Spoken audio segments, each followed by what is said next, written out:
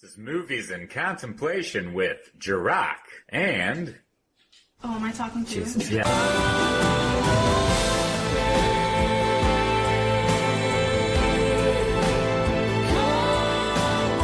Hello, everybody. Welcome back. Salutations, contemplators. How's it going, gang? Another beautiful day. Another beautiful day, beautiful movie. Beautiful movie. Yes, today we got a Cali pick. Ooh, I just took a taste. Ooh. We're doing Moulin Rouge, guys. Yes. Moulin Rouge. This is gonna be good. This film, there's a lot, so we're gonna kick it into gear. Yeah. Like right away. Right away. The wine. Moulin Rouge. I mean, that seems pretty. Moulin Rouge, c'est quoi? Yeah. C'est ça. C'est soi, yeah. C'est soi. Yeah. Thank you. This is a organic red wine blend, 2019, California. Organic. Look at us. Nothing very poetic to say, but Let's give it a taste. I already taste it. It's interesting. Please. I like 10,000 taste Why buds. do you do that every goddamn time? Suck it up. Live it in. Please. Ew, All right, stop. I'm done. You know, it's very much like a... Oh, no, I want chocolate Ooh. with the wine. This would be good with chocolate, actually. Yeah, some dark chocolate. Chocolat. Some chocolate. Chocolat. Yes. All right. It's good. I dig. Digged. Trader Joe's never fails us. Never, never indeed. Now, on to the handy-dandy Shakespearean notebook.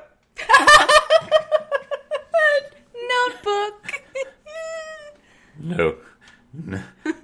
Notebook. I got... What is that happening?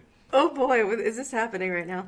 I got heinous pigeon-livered rat catcher. Oh, goodness. Heinous. Outrageously wicked. Odious. Oh. Atrocious. Pigeon-livered. Timid. Fearful. Oh. Rat catcher. Person of low employment. I know where rat catcher came from. That's from Romeo and Juliet. Tybalt, you rat catcher. Oh, yeah, you rat catcher. Yes. Will you walk? Or I don't know. Made worms meet me. Yeah. Oh, and you know what? That makes sense. Because, hey, Baz Luhrmann. Baz Luhrmann, yes, the director and writer of Moulin Rouge, he also did Romeo and Juliet. I mean, still in the same type of style, fashion. It's awesome. Mm-hmm. Moulin Rouge came out in 2001, directed by Baz Luhrmann. Baz Luhrmann also wrote it along with Craig Pierce. Craig Pierce. The music was Craig Armstrong. Oh boy, a horrible name to have. Choreographer, John Cha-Cha O'Connell. Oh. Oh, and pause for a minute, guys. We made an error on our other previous episode, Fiddler on the Roof. Jerome Robbins did not choreograph a chorus line. He did West Side Story. That was our fuck up. Yeah. Just, it happens. I don't know choreographers. I just know the film. Yes. Wait, what? I don't What? even know. I don't know. I don't know. It's fine. Medication. It's starring Nicole Kidman, Ewan McGregor, John Leguizamo, Jim Broadbent, Richard Roxburgh, as long as also others. Yeah. As well as a lot others. of people. Yeah, Jaquette Coman Jaquette. was the unconscious Argentinian. I love that that's the name of his The unconscious name. Argentinian. The unconscious Argentinian. Yeah. This film, it really did do well. Like, it was a fucking, phenomenon. Mm-hmm. It got, a couple Oscar wins. It won for costumes and art direction. Golden Globes, it got Best Picture, Best Actress, Nicole Kidman, and Score. Ewan McGregor, he did not get nominated for an Oscar, and for shame. I hope they're still being shamed for that shit, because he definitely deserved an Oscar. Mm-hmm. But, I got some backstage stuff. I'll kind of pop in here and there, but Fabulous. So, Yeah. Callie, what does this film mean to you? this film, it means a really, really big deal to me, because this film came out while I was in high school, and it just blew my mind. The music is amazing. The choreography, the staging, the fucking costumes. I liked it, sometimes it would, speed up and, things, it would just, you don't know what's happening. Yeah. And the story is like it's a combination of different operas. I know La Boheme is one of them. I can't think of the other two right now. But I was obsessed with this movie. And this movie kind of does have like real like significant meanings because this was around the time I met my high school boyfriend, and he is no longer with us.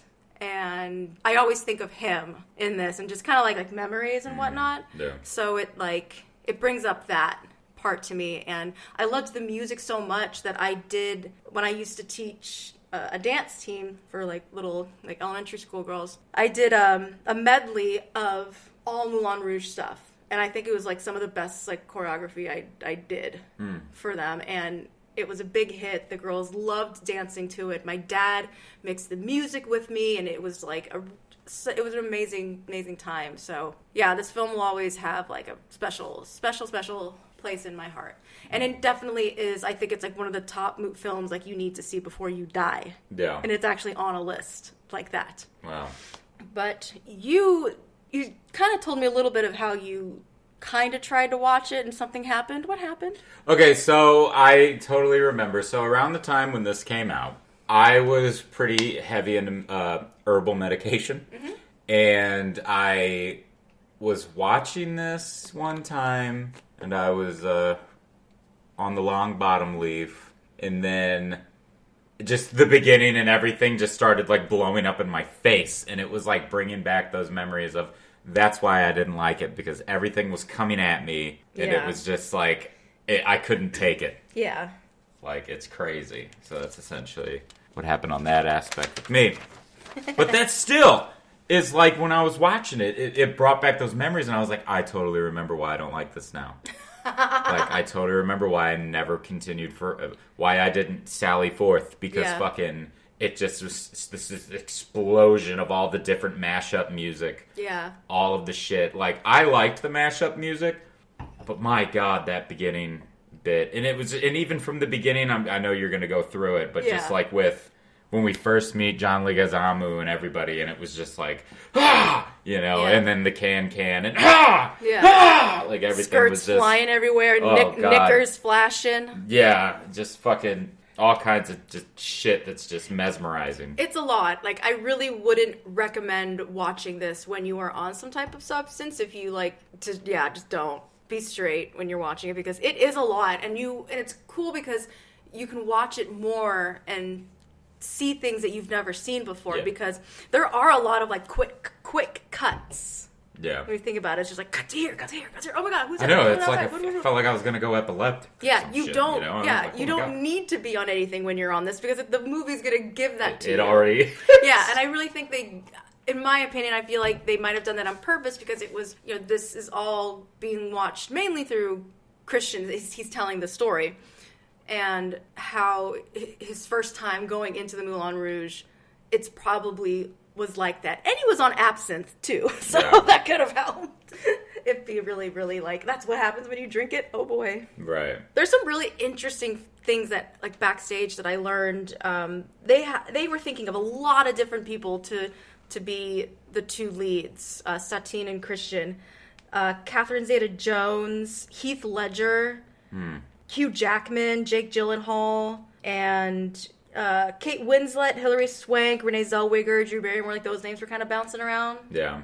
But ultimately, it did go to Nicole Kidman and Ewan McGregor. I had no idea neither of them could sing. Yeah. And boy, can they. Yeah, I liked Ewan. Yes. I really liked, I don't think necessarily stringing is his strong suit. This might have been like a first time kind of thing, but I mean, he pulled it out of his ass. I mean, not out of his ass, but I mean, he pulled it off. He did good. Yeah, I think they really played to his strong suits, like with his voice. Like, he can hit those high notes pretty well, and he did a lot of that. Yeah. And Nicole now, I liked her singing. I hated the whisper songs, and that was so many of them. The whisper song. She, where she does all of her fucking... when she whispers, literally like whispers. When she's literally whispering and singing. Okay. I thought it was too much. Too much. Because and for her, I don't even know what it was, but like there were songs that, like, the song is beautiful, you'll get there. I'm just kind of bookmarking it. There was a song that she was singing, and If you fell out of it? Yeah. Okay. I kind of thought that her performance in some of her songs was very bland.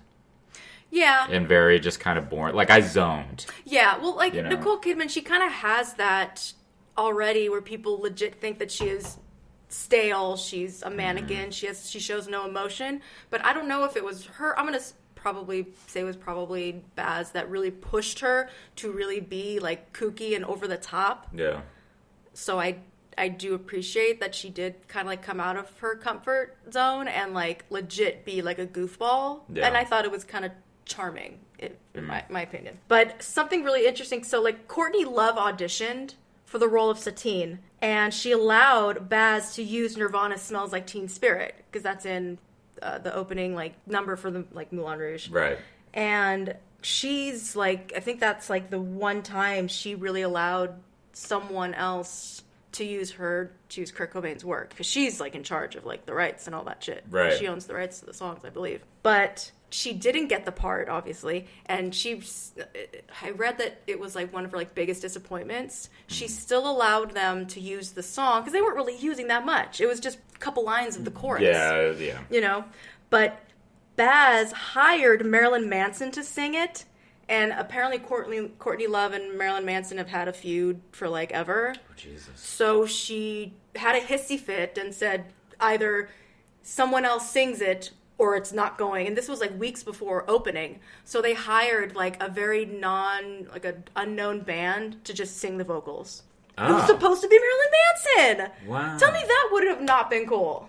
So he would have sang... Here we are now, entertain us. It would have been... Yeah, I like Marilyn. I love Marilyn. I love Marilyn, too, you know. I love that he goes by Marilyn. Like how cool is that? Oh, wow, yeah. Fuck, man. But, no, that would have been pretty killer. But at the same time, you got to give it to her. She didn't get into the film. She's already pissed. And now, not only are you going to rub salt on the fucking wound, but you're going to say, oh, by the way, Marilyn's going to be playing it. Fuck Marilyn. Fuck you for not getting me in this film. Kiss my ass. It's out. Bye, bitch. Yeah, you know? I'd be a little salty, too. Yeah, exactly. I've got other things here and there, but, yeah, this is some stuff. Some fun background. I love it.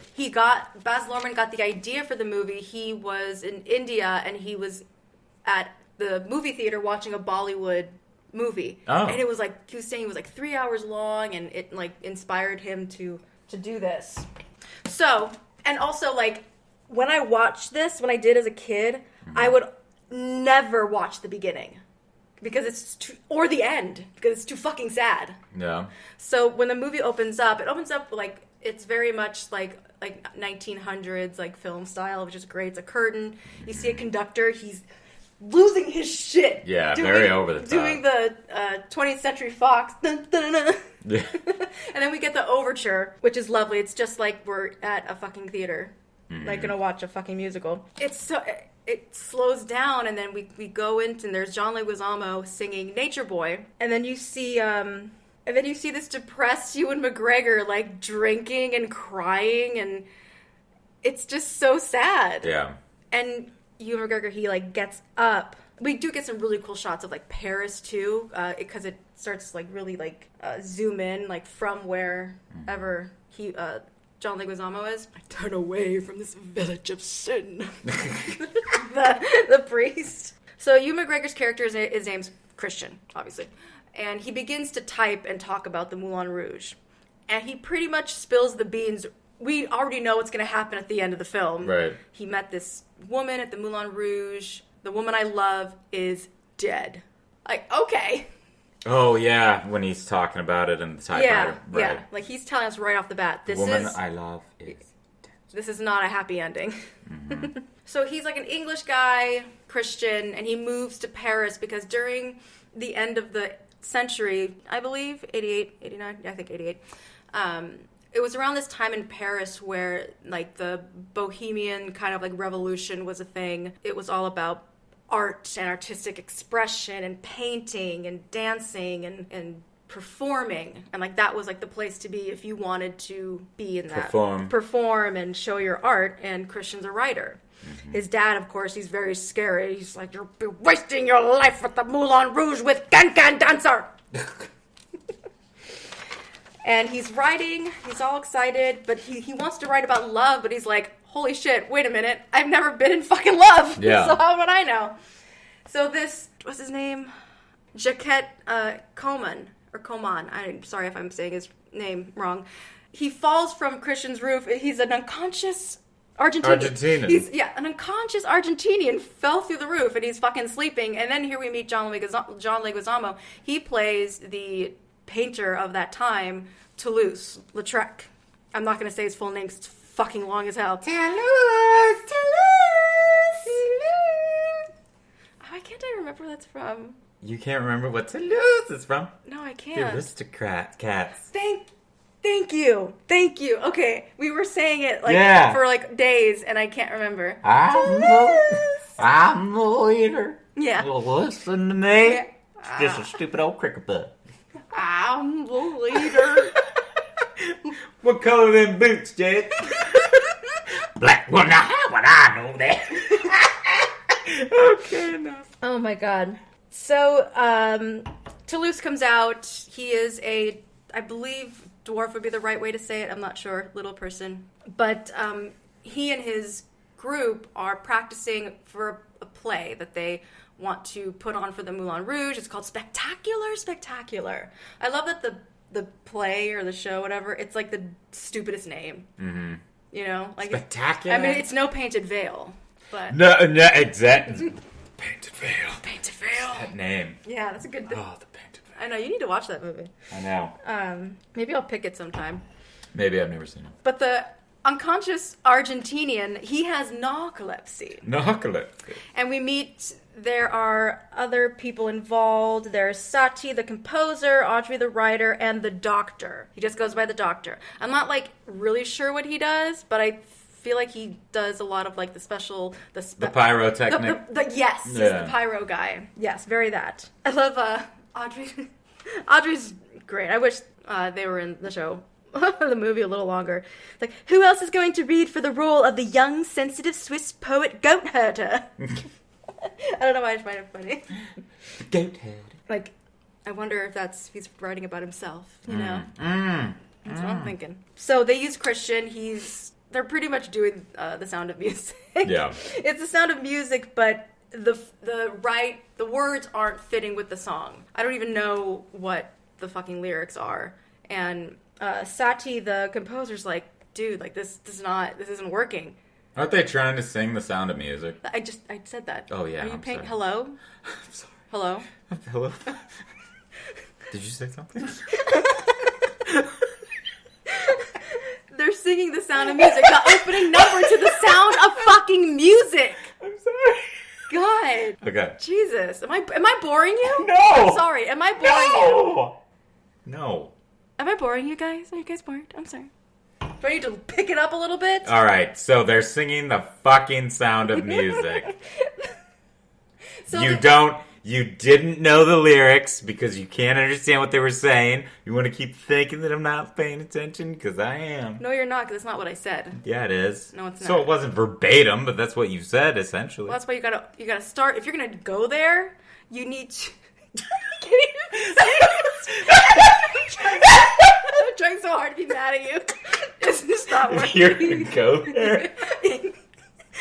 I didn't really care. I didn't know. Damn, this is some upbeat shit. I know. I really didn't know that my voice was gonna come out like that. I was like, oh shit, that sounds really like mean. All right. But the gents are arguing. They're trying to do "The Hills Are a Maze" with the sweet symphonies of Genta or something. Something.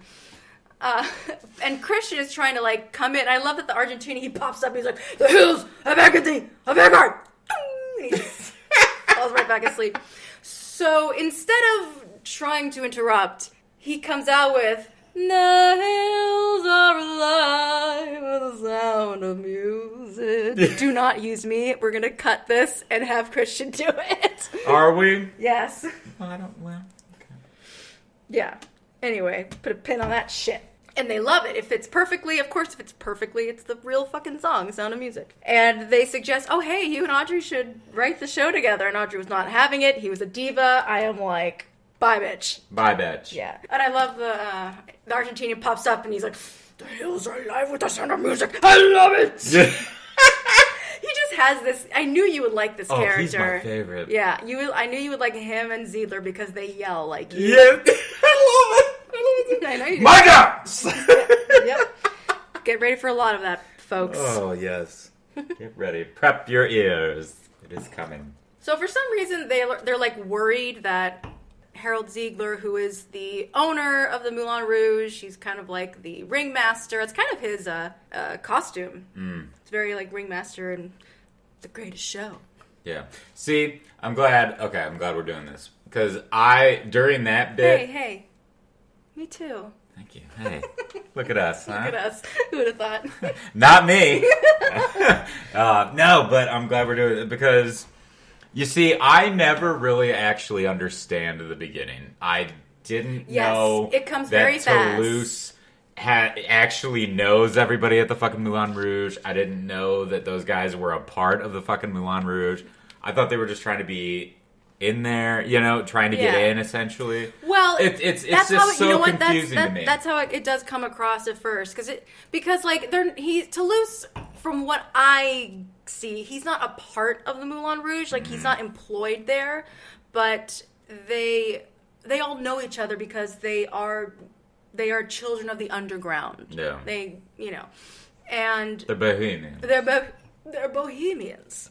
The Argentinian, oh, the boy has talent. I love it. Grabs his crotch. Love it. Nothing funny. I just like talent.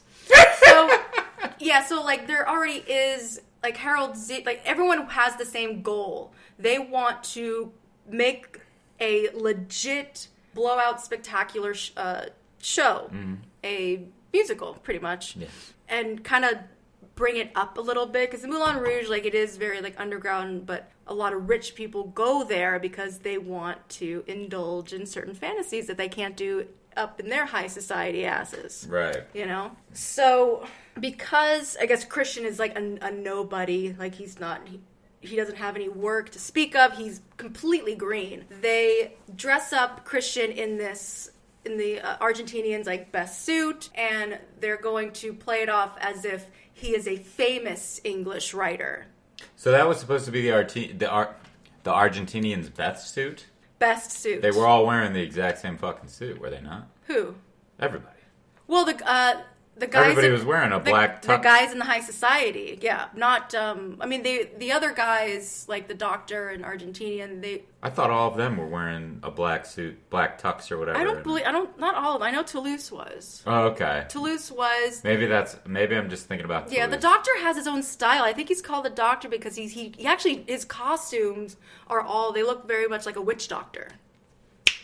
Look at you. They do. Yes, I do my homework sometimes. Yes, I do. God. So Toulouse also said, okay, if you talk to Satine and share some of your poetry, then we're in. Yeah. She'll listen. Satine is able to, I don't want to say manipulate, but he'll believe her. Right. And they all agree that he is very, very talented. Ewan McGregor is like fucking nervous as shit because he's never done anything really in his life. He seems like he's lived a very sheltered life. And he's about to go into the underbelly of the Moulin Rouge for the first time. And his dad even like... It's like an all-Christian like person leaving home for the first time out of state, going to, let's say, Los Angeles. This is not me.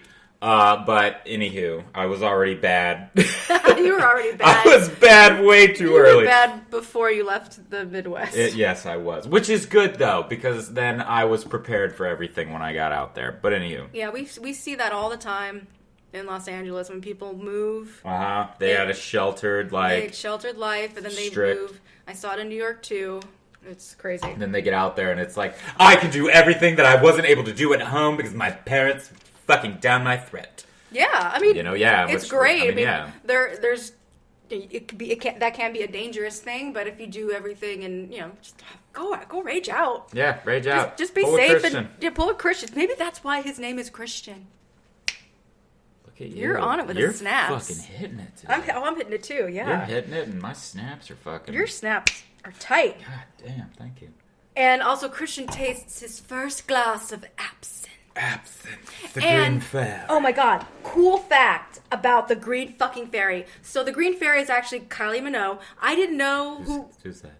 See, you don't know who she is. She is a pop star in the... I can't remember if she's UK or...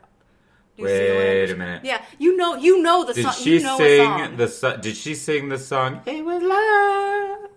No. I can't think of her song right now. Baby, when I saw you. Is that her? I don't know. I'm looking her up. Yeah, look her up. I'm looking her up. Look her up because I can't think right now. But I didn't know who she was, and when I saw her as the Green Fairy, I was like, "Oh my god, that is like one of the most beautiful women I've ever seen in my life." I was crushing hard on her. So much that I legit wanted my first tattoo to be the Green Fairy from Moulin Rouge. Not knowing that it was Kylie Minogue. Kylie Minogue. Let me see. Oh, that song. La la la la la la la la la. Something like that. La la. I don't know that one. Okay. I don't know that one, but she did do the song that I know. She did the... It was love at first sight.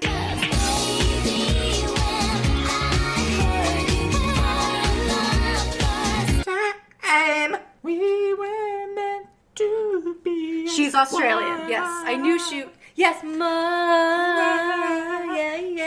Oh shit! Boom, boom, boom, boom, boom, boom, wow! I love that choreo. I love her. Oh my god, she was the Green Fairy. Yeah. Oh my god, I love it. I thought the fairy was so fucking annoying, but now I don't. You thought the fairy was annoying? I thought it was annoying as shit. I thought she was... But now that I know who it is, because it's somebody. It's someone you recognize? It's somebody that I had a crush on. Oh. I had a crush on her. I had a crush on her, too. Oh my god, I loved that music video. I used to walk around the mall and fucking get my cologne and shit. I'd get cologne, and that music video would, like, play. Uh-huh. It would be like, ma, and I'd, like, pretend like she's looking at me, and then I'd, like, spray the cologne. Oh my god. And I'd be like... I'm ready. I'm ready. I never knew her fucking name though. Kylie Minogue. But I did. She's not Shakira level though. No, she's not Shakira level. Shakira's wifey. Shakira is wife. Yeah. Shakira's the wife. Well, yes. actually, the Green Fairy was not supposed to be Kylie Minogue at first. Oh my god, who was this? It was supposed to be a long-haired muscle man. And I'm not gonna lie, that would have been funny as fuck. That would have been really funny as fuck. He was supposed to be playing a giant sitar, and who was to be the voice? Ozzy Osbourne. Oh my Jesus Christ! Yeah, fuck you did. Eat this fucking bat. Yeah. I don't eat animals anymore. Eventually, it was changed to Kylie Minogue, but because they even recorded Ozzy doing whatever part he was gonna do or sing, whatever. Yeah. But they went with more of like a Tinkerbell incarnation kind of thing. Okay.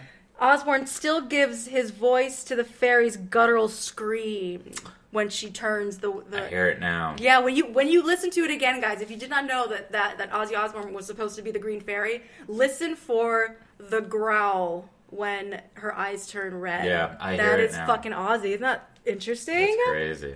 So this is the number. This is where you said it's. I remember when we were watching it together. You were like, "Oh my god!" This started bringing back the memories. Yeah, it did. But to me, I love this part. Yeah. I fucking love this part because I love the can dancers. Mm-hmm. I love their costumes. The fucking choreography is amazing. And I did not know this. I mean, you can already kind of tell with all of the can dancers, they all have very specific costumes. Yeah. And I thought, oh, it was like they're just like their own little character. I mean, I was kind of right, but each can dancer represented a fetish. You got the maid. Mm-hmm. You got the baby doll.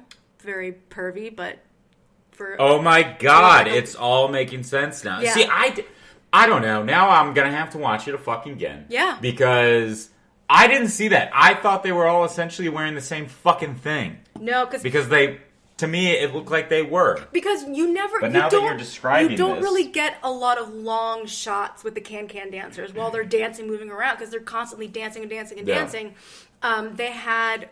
And the one that was my favorite was the one that was wearing the top hat that was dressed very androgynous, and that was supposed to represent the fetish for, I guess, either it said cross-dresser on the title. So I don't know if that's either people that do drag, or they're into both, or maybe some type of like gender swap or something. I don't know. But I thought that I love the costume because I love the tuxedo look. There's like a Scottish girl. There's a China doll. There's a girl from like India. You have the two bears fucking like dancing the waltz, and they're all tatted the fuck up. Yeah, that was cool. I love when they did that. And then you got the heavier set girl she was like, her name had something to do with like cake or sweets or something with her name. But that's for someone that wants to be with someone a little more thicker. So, yeah. And they had the little dwarf woman. Yes, her name is like Princess Petite or something. It's something really adorable like that. That is fucking cute. I know. It is cute. Oh my fucking God. And then you have Nene. Her dress had the windmills, but her thing was, and you can see in the opening and when she dances, her flexibility is fucking crazy. She's got to be a contortionist, but she's known in the Moulin Rouge as having the best legs in the world. This is the bitch. This is the bitch. Okay. Yeah, call her a bitch. And then we get to meet Harold Zidler and fucking Jim Broadbent. Jim Broadbent is so fucking amazing. I fell in love with him when I saw this. His character, has said that he based his character off of Baz Luhrmann. That's funny. That's funny. What the fuck? Funny. Why do I keep saying? I know, right? Like, look at me stroking my own ego here. I know, right? So you get that awesome entrance. Ziedler's like singing, and he's pretty much telling everyone, "Come on in, do your thing. This is a good time." Yeah. And very cabaret. It is very, very cabaret. Yeah, it is. God, I didn't even think about that. Very cabaret. Yeah. But yeah, this whole see, you really like this. I do. I don't. I know you don't. I do not. And again, I don't know if I can blame whatever the fuck I medicated on at the time. You were traumatized? Or what. But no, I personally, in my personal opinion, I think that this scene, followed by, the previous scene that we, and then the previous scene that we had, it was all so fast. You hit me with so much fucking, like, pressure at once that I had no time to fucking release. Yeah. You didn't give me any minute to breathe. Yeah. And you just are cramming all this shit down my throat. Like, the first 30 fucking minutes for me is just intense. Yeah. Because I'm like, when the fuck are we gonna slow down a minute, okay? I need to catch up. Yeah. That's how I feel. And the mixes for these particular songs, I like and I don't. Okay. It's really weird. I don't know how to say it. Like, I don't know. Maybe it's because because we get the Smells Like Teen Spirit and the Lady Marmalade song. Yeah, maybe it's just because, for me, again, I had no time to fucking breathe. Yeah. And it was like I'm watching just one long, quick fucking scene into now very intense musical number. Yeah. So I don't know.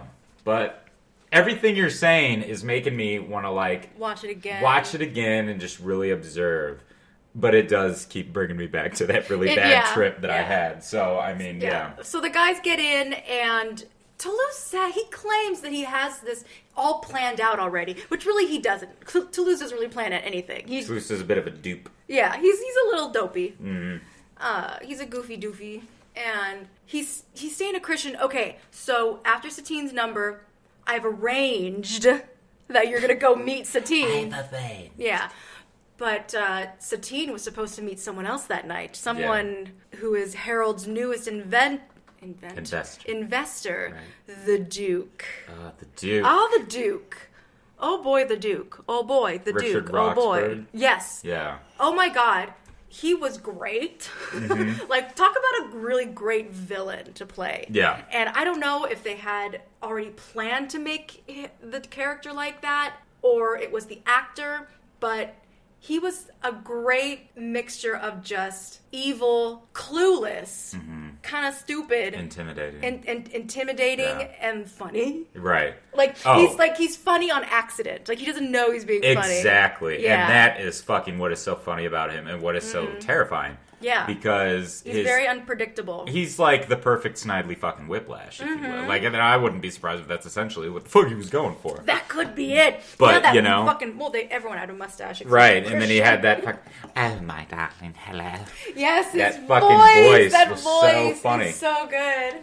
But yeah, he was amazing. I loved him. Didn't love the Duke, but I loved him playing the Duke. Yeah, he did his job. Right, exactly. Yeah. Like, it was just fantastic. Kind of weird when I was looking up shit for this, in the real Moulin Rouge, like the can dancers would wear slit knickers. There's a real Moulin Rouge? That was a real place. I did not know that. Oh yeah, that's real. Wait, they wore slit? Like for open access? Yeah. And that's why I looked. Do you see them kicking all the time and showing off their knickers? Oh my god, it all makes sense. That's why they were doing it. It's all falling into place. Oh my god. Look at you. Holy shit. But they wanted to keep their PG-13 rating, of course. Just went full on. Okay, maybe like a little like Basic Instincts Flash would have been fine, but if it's just like in your face, like vagina. Like, that's how I felt about the music. Might as well gave us some vagina. A little payoff. A little payoff. Hello. We do get a nipple. The music was in our face, so yeah, it's true. We do get that. If I would have saw that slip back then, I would have like paused it and probably been like a master at it. Yep. Well, Basic Instinct, that's the most paused and rewound like moment in like any movie, because that and Fight Club, isn't it? Is it Fight Club? Oh, that and Fight Club. Yeah. We had a friend, like a long time ago, I did, and he fucking, in high school, he paused it at that perfect moment where the dick popped up in fucking Fight Club. Yes. He fucking paused it on VHS, and we were like, did you rehearse this? Like, what? Did you just look for the dick every fucking time? Like, that was the best pause. Yeah. So the Duke is supposed to meet with Satine that night. We meet Satine. She's coming down this trapeze, and she's singing Diamonds Are a Girl's Best Friend. It's a cute number. See, this is where I thought that her singing was really good. Yeah. Because she was full out. She sung out Louise. Yes, Louise. It was just really good. It was a fun number. Yeah, it's fun. I love when her and Ziedler kind of like go under. I liked that too. I did. And that part, I think that's one of the scenes where, because she like broke a rib and like it hurt her knee really bad. She was in a fucking wheelchair while doing that scene. That's insane. I love that she goes like, okay, is the Duke here, Harold? Oh, yes. What's his type? Wilting flower? Bright and bubbly? Or smoldering temptress? I say smoldering temptress. Temptress, yes. She's like the Randy Savage of the fucking, like, burlesque world or whatever it is, Everyone's excited. I can't imagine she just overdoes it, everything. Yeah, she's a courtesan, so you have to pay for her company. I'm gonna assume she is. She's a sparkling diamond. Mm-hmm. Like, you want to fuck a diamond, it's gonna be pretty fucking expensive. Yeah. Ooh. Damn. Oh my god, I hate you. Oh, I love that it's cute that Diamonds Are Girl's Best Friend is also mixed with Material Girl. I did like that. See, because Marilyn Monroe. Well, Madonna did the music video doing. Yeah. Yeah. You guys know what I'm saying. I don't need to spell it out. Spell it. This isn't fucking grammar class. Yeah, so she knew about the investor, and because she said, Ziedler's like, think about it, a real stage, a real show, and you, my dear, will be a real actress. Yes, pigeon. Yes. Oh, chickpea. Duckling. Duckling. He calls her like every bird in the world. So, and then there's like a case of missed identity, because she's like, is the Duke here, Harold? Which one is he? Oh, he's the one Toulouse is shaking the hanky at, because something happened with the Duke, and Toulouse spilled his shit all over him. Yes, and then he took Christian's handkerchief, and when she saw Christian, she's like, oh, that's the Duke, and so there's that this mistaken identity thing going on here, and she goes up to Christian and dances with him. They're having like a great time. Christian goes upstairs straight to the elephant. I love Toulouse. He doesn't have a lisp. He talks like how a kid talks when they can't say their R's. Yeah. Oh yeah. Yeah. Well, oh damn, I What? forgot. At the end of her number, she does faint and fall, and Le Chocolat catches her. And We didn't talk about Le Chocolat. well, that's kind of like his first little like Scene. Yeah, we it is, see isn't him. it? Who's the actor? He's known. He is known. He's very known. He's in Game of Thrones. Mm-hmm. He's in a lot of shit. He's really good. Yeah. Very like underused in this If movie. he's at the bottom. I'm gonna shit. Oh, no. There he is. There he is. Deobia Opari. Oh, see, look, Ozzy Osbourne, the Green Fairy voice, Oh, shit. right above Le Chocolat. Yep. Yeah, Le Chocolat. Yeah, he's very underused in this film. He's just like there, like he's like that unsung hero that like no one like knows about. And Exactly. It's awful. I know. We needed more of him. Yeah, I didn't like. I was like, okay, he only comes around for like a couple times, and then he does all this amazing shit. Yeah. He saves her from every goddamn thing, Situation, yeah. and nobody acknowledges him No one- this entire fucking film. No one even It says is thank so you. fucking annoying to me. Yeah, no thank you to him. Yeah, Yeah. it's so fucking Yeah. annoying to me. But Satine, she has this cough and she's starting to cough up blood, but they're kind of just like pushing it to the side, like, oh, it was just a faint spell, it's just a faint spell, it's fine, come on, you gotta go meet the Duke, you're gonna be on the right stage, and you're gonna be a great actress. Duckling! Yes, Dougling, is everything alright? Oh yes, of course, Harold, everything's going so well. And you can kind of see the worry in Ziegler's face, like he knows that something's up, Yeah. but he's like, they're all avoiding that Satine Yeah. is sick. Yeah, and you know, when it's like she's all like, what happened, you know, but she's coughing up blood. Obviously, she's got the tuberc. Yes. But, you know, she's coughing up fucking blood, but she doesn't know that she's doing this? Is she, like, blacking out in general, or is that just, like, I don't know. I don't know. I don't know the illness. No, I mean, I don't, you know, I mean, fuck, some people, I mean, she knew enough to know to fucking cough into a fucking hanky. And then the whole time, she's just like, oh, no. Well, it's just like, I mean, there are people, I mean... I don't know. When you're sick, and, I mean, she's a girl, like, she's a working woman. Mm-hmm. She has to keep going. Thank you. Like, no matter what, Damn. like, she has a goal. This woman, I love They know her. that sparkly, so she probably, ooh, that's fucking interesting. What? You just put that in my head. What? She's probably, like, telling herself that she's perfectly fine and just blocking everything. Yeah. So that, because if anybody finds out that she's gonna be, nobody's gonna want She's her. going to be damaged goods. Exactly. Yeah, she's going The to... diamond will be cracked. It will, yeah, it'll be flushed. Ooh, Yeah. kidney stone. Like a kidney stone. Painful. So everyone thinks they're on the same page with the plans, and Satine is like trying to seduce. It's a little like silly, but like she just thinks, "Hey, I'm here to just like charm this guy." And there's it's this fun little type of joking that they do where Christian's like, I would actually like to get it over and done with. Yeah. And she's like, first like, she's kind of like offended, Right. but like, it's like, oh, you just want to use me like a rag and then throw me? Okay, well, very well. Let's just get it over and done with. Yeah.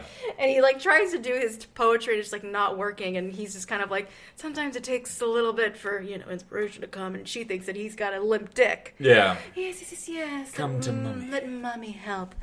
Does that inspire you? Let's make love. Let's make love. I do like that. I do like the writing in that. It's very clever. It's and very, it's very well clever. done. And also the boy, I'm going to call them the boys because I don't want to say all their names, but like Yeah. Toulouse and everyone, they're like spying. Right, they're climbing up, and Yeah. that shit's funny because they're all in sync, They're climbing at the same like yeah. just fucking going up. And free the tiger. Big boy. He's got a huge talent.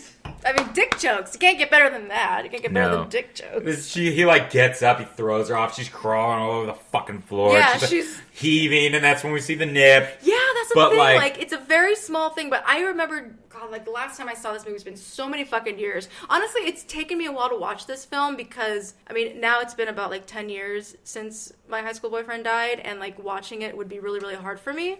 But I remember watching it, like, years ago and thinking, is that a nip? I'm too lazy to rewind it, but when I watched it again with you, I'm like, was that on? I mean, that's obviously a nip slip, but like, did Yeah. nobody catch this in post production and be like, wait a minute, did Nicole Kidman okay this? They did the same thing in Will Is Not Enough. Like, there was a nip slip in that. Oh. You know, I mean, sometimes I guess it... Well, I know Nicole Kidman, she has done nudity in the past. I mean, Right. Eyes Wide Shut, for one example. That and what was the Irish one? I don't know the Irish. I don't know that one. Yeah. I think that's another Tommy Cruise. Christian finally, like, he's like, this is really, you're, like, honestly, like, Satine is almost like a little rapey. Yeah, it's funny. And- I felt how he was feeling. Yes, like I was very just uncomfortable. Like, what is she doing to the furniture? Yes, good lord, what are you doing to the furniture? Oh, rah! Wrong there, wrong there.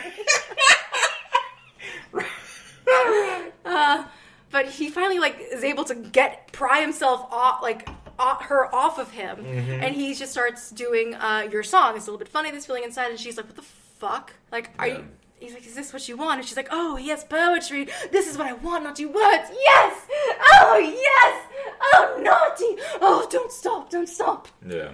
And then and she's getting wild. Like she needs to calm down. Like it's not attractive what she's doing. And I get the joke is supposed to be silly, but Christian really is us. He's reacting at her like, "What are you doing to the furniture?" Exactly. Yeah. And then he screams out, "My gift is my song," and he sings your song. Oh, good. Yeah. How wonderful. I'm so not in a singing mood right now, which sucks because like I love all the music and I really You were singing them great earlier. I was singing them great earlier, but now that I'm talking, like, and I'm getting excited about talking about it, my voice is like shot, so I'm kind of disappointed in myself that I can't sing out the way it It's is. okay. You were singing all day today too, I so know. that's it's all right. Oh, I need to flip my page. Something funny, contemplators. I have 20 page of notes. Jesus fucking 20 Christ. pages. You better. I know. I've already skimmed through some shit that I don't really think is that important, or else we will be here all fucking night. Right on. Yeah, see, like I'm already like skipping. Skim. I'm already skipping and skimming. Skim milk. And it's really cute. And also, like, the movie gives me, like, a Smashing Pumpkins vibe. Because it reminds me of Tonight. Oh my god. It's almost like, Yeah. you know, it's very that. Like their music videos. The music video, yeah. Mm-hmm. And It is very that. Yeah. Especially like the cardboard shit. Uh-huh. I actually do find that shit funny. Like when they threw all the hats up in the air and Yeah. then you see like 3 fucking Yeah, as from, big like- as the building. It's just fucking. yeah, they do some fun camera trick work. And even, like, with the advancements in technology and special effects, this movie still is, like, up there for me. Yeah. Like, I can see little things where it's like, oh, I can really tell that it's a green screen, but it still holds its own. Like, great visual effects, just fucking great everything. Yeah. But, Satine, at the end of, she's like, "I'm in love with the great, handsome, talented Duke." And Christian's like, Duke? Well, not that the title's important, of course. I'm not a Duke. I'm a writer. And What? you get that little, like, record scratch or that, Yeah. a writer? He's like, yeah, I'm a writer. Like, wait, hold up. Who the fuck are you? Right.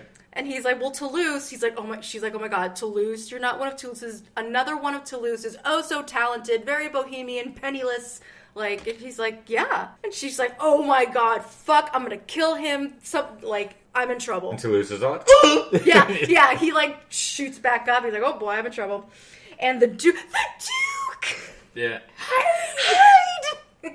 And the Duke and Satine, they get to meet. Zeeler's like, "Oh, I'll leave you squirrels to get more acquainted." And it's really cute. She's kind of going nuts, trying to distract the Duke from seeing Christian. And it's funny because, like, I don't know why she really freaks out, because I contemplate certain things. Like, he knows her profession. Was there already a deal made? I don't think so. Right. I think it's just, hey, you're going to get to sleep with the sparkling diamond to kind of butter him up to, you know, maybe, because her job is to manipulate men. Yeah. And she wants him to invest in their little show. Right. But, like, what's wrong with there's another guy I'm really glad that was water. Holy shit! Take your time. I'm gonna drink the wine again. That's why we don't drink water. Go. Okay, maybe you don't. Huh? No, everybody should drink water. You made me lose my train of thought. I'm so sorry. No, but like he knows her profession. Yeah. Like, of course she would have another man. This woman's trying to make some money. Yeah. Or, I mean, I don't know. I think it was just a spur of the moment thing, whatever. And she tries to distract him more and more, and she even tries the let's make love thing. Yeah. But she sang some of, well, quote, Christian's lyrics. Mm-hmm. How wonderful life is. And I love that the Duke, his eyes get that sparkle, like little like diamond, like, oh, that's very beautiful. You have to leave. But I just got here.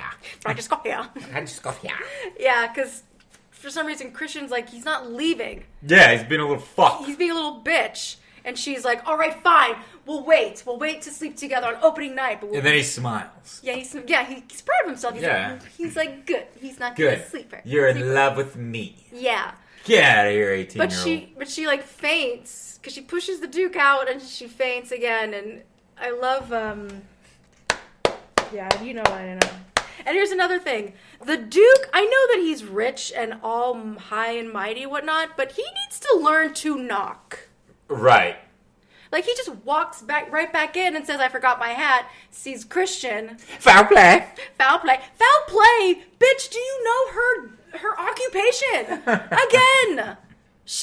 Yeah. So... Well, he bought her for the month.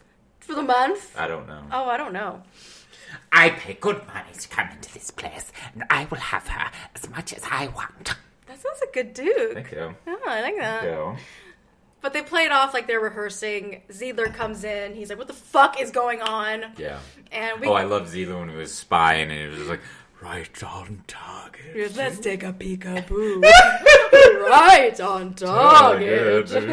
Jesus Christ. And then we get this spectacular number, which is really, really fun. That's when it starts to speed up again. I know you're not. What did you think Honestly, of that at this number? moment, well, I don't mind the fucking, how exciting.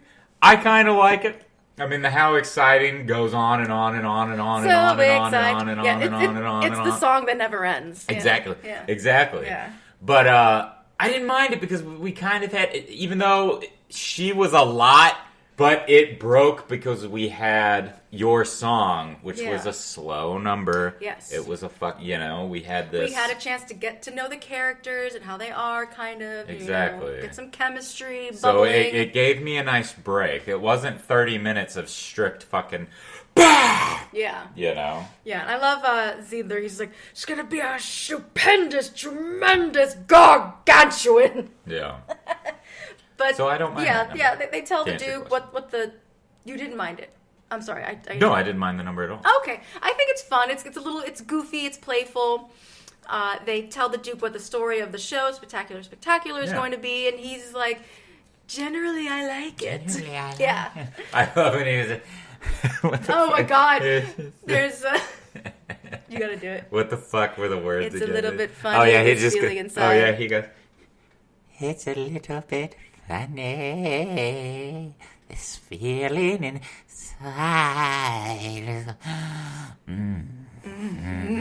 And he just like fucking staring at it, and then they just break. How exciting! Yeah, well there's that pause where they're like looking at him like, so like, yeah, so exciting. Yeah, you can, like, I love that you can see the contrast that he's not one of them. He does not belong there, right. But he's got the money. We're gonna sell it. We're gonna sell it. We're gonna suck up to him anything. Yeah. But Christian can't write because he can't stop thinking about Satine. Satine has a very lovely song, "One Day I'll Fly Away." You kind of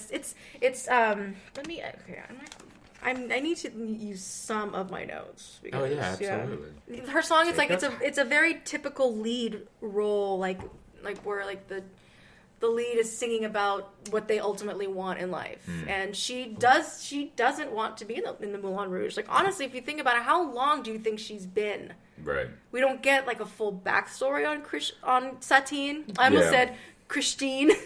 Well, I think we get like a little bit as she like mentions that like Zidler kind of like raised her or some shit or found her. She said like all my life you said I was only worth something when someone paid for me. Mm-hmm. So I'm going to assume she's probably been, because I mean, I guess we can kind of break and talk about it right now, but I did watch the musical. Yeah. That it came out, it premiered in Boston like 2018, and then it premiered on Broadway 2019.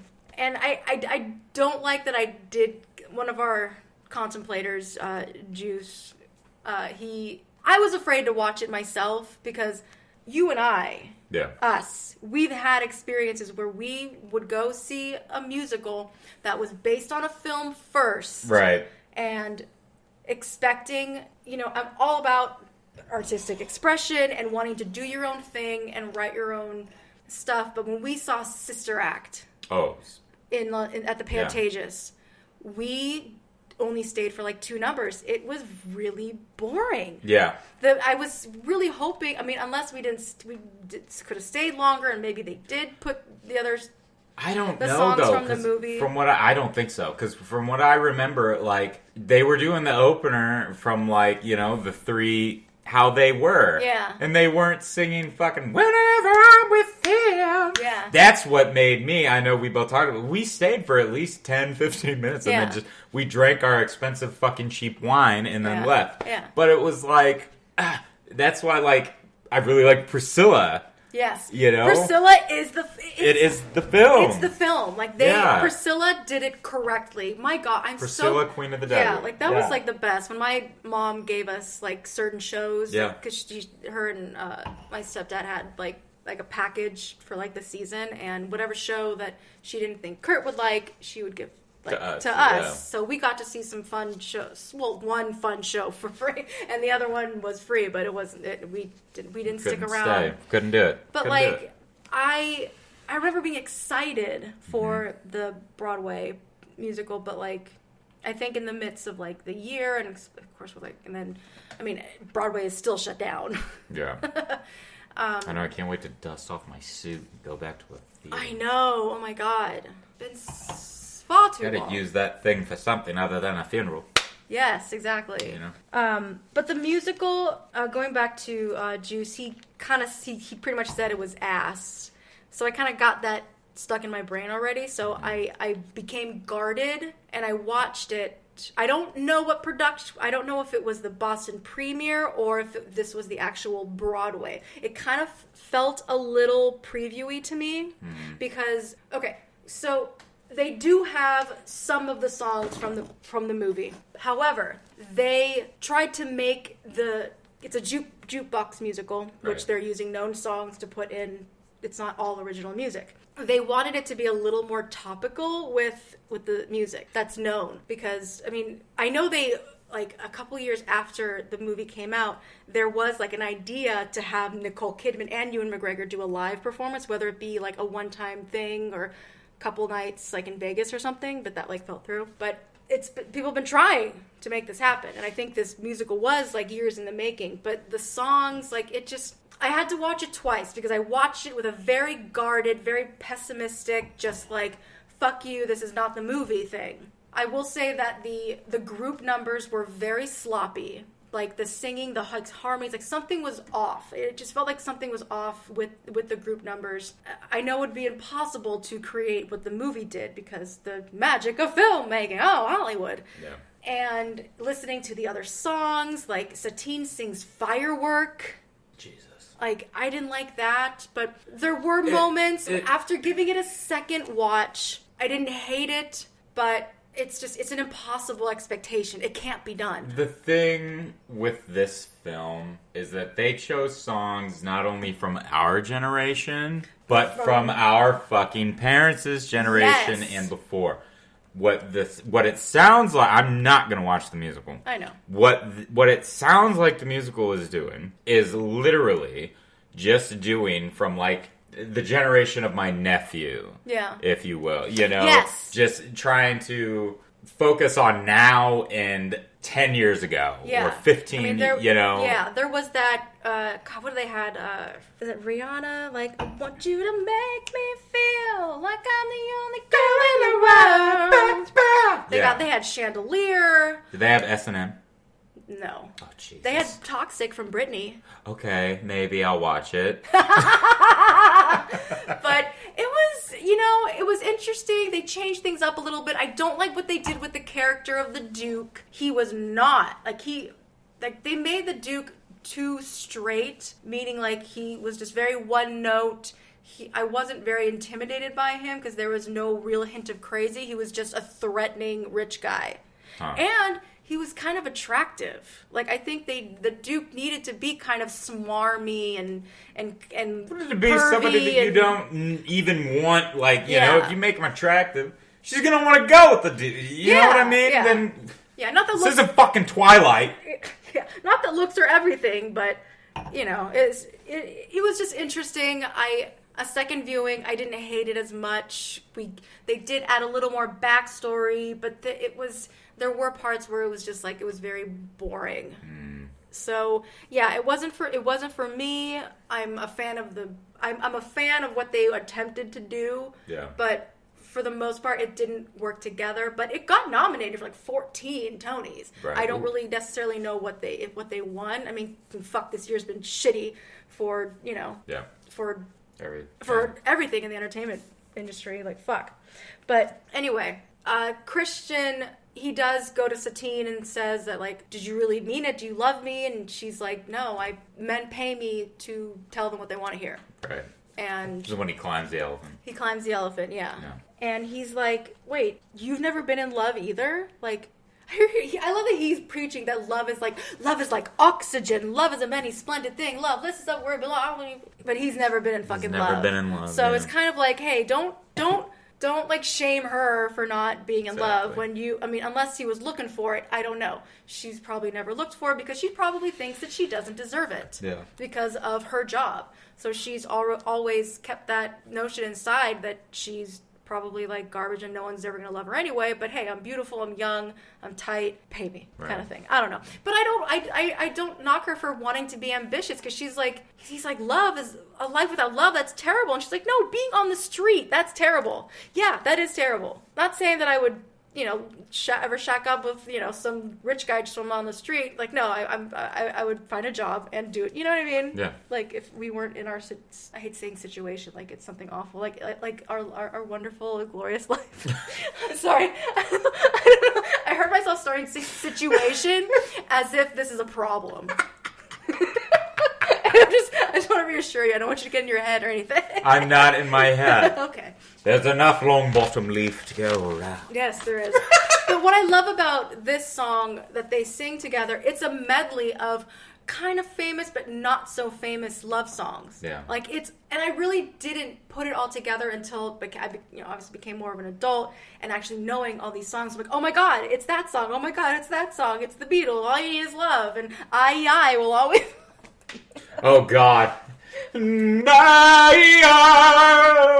always love it. Yeah.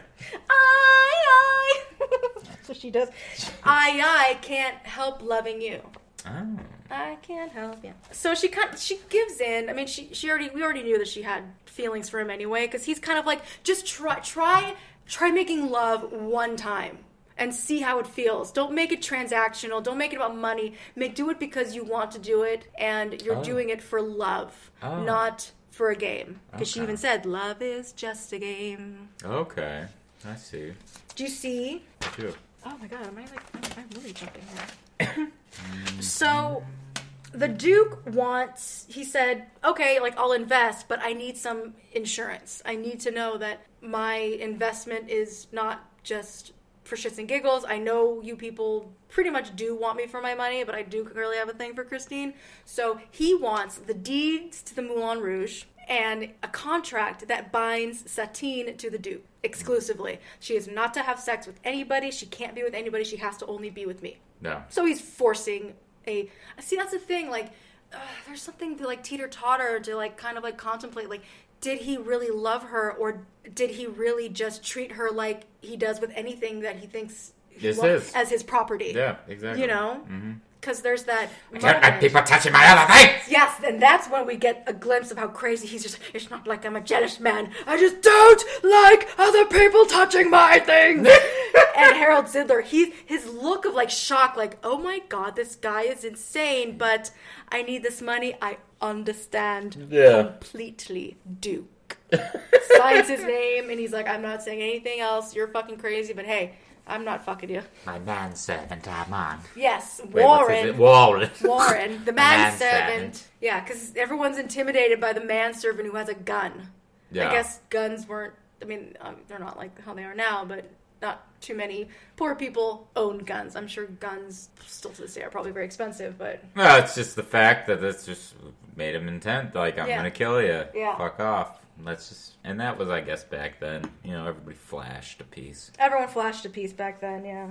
No. So the Moulin Rouge is going to be transformed into a theater. It's going to be like the greatest thing that everyone's ever seen. Everyone's excited. They're employed. They're going to get to really do what they love to do instead of just, you know, being flashy and selling themselves. They're going to actually be actual, like, performers without having to do what most of them probably don't want to do. Right. Like, not to knock sex work or anything, but, you know, some people are put in a situation where there's nothing else for them to do. Yeah. And if you have a passion, just do it! I don't know. Do it! So, Christian and Satine, they're having this really cute, adorable love affair, and the Duke keeps, like, wanting to woo Satine, but Satine keeps blowing him off, saying, no, I have to rehearse. That's such a theater thing to say. I can't. I have rehearsal. Yeah, I had When I was in Thespians, we had, like, thespian sweaters, and that's what it said in the back. I can't. I have rehearsal. That's funny. Yeah. Yeah, and still, like, the Duke, he does not know how to knock. Because he just walks in, he's like, picnic, my sweet? Still at it, my sweet? Well, if the writer can carry a banquet and talk. If the writer can carry a blanket in a basket, you know what? I give up. A blanket in a basket. A blanket in a basket. Carry a blanket in a basket. I quit. I give up. All right, then he can come with us. Thank you. My God, I have to say, y'all, I'm really nervous talking about this because I keep thinking that I'm not gonna give it the justice You're that doing it really deserves, good. and keep it going. It's kind of like when we did White Oleander and like how nervous I was. Yeah. And that's still, I mean, I don't always listen to our episodes, but like that one, that's probably one of my favorite episodes is White Oleander. Oh, yeah. And it's like one of our first ones too. Yeah, it is. Because I have the same feeling, like I know the book, I know like knowing the book or knowing this and knowing that, like I'm just throwing up all this stuff that I want everyone to know. Throw it up. The Duke is getting pissed that he keeps getting like blown off, so he like kind of like says to Zidler, like, because I want her. Yeah. Fuck, what was I gonna say? I love when he goes, but my dear, I've put together a magnificent supper in the Gothic Tower. I guess that's where he's staying. Mm-hmm. Like, I don't think, because like when you look at like the geology of this movie, everyone lives in such close quarters where you can see everybody doing everything. Right.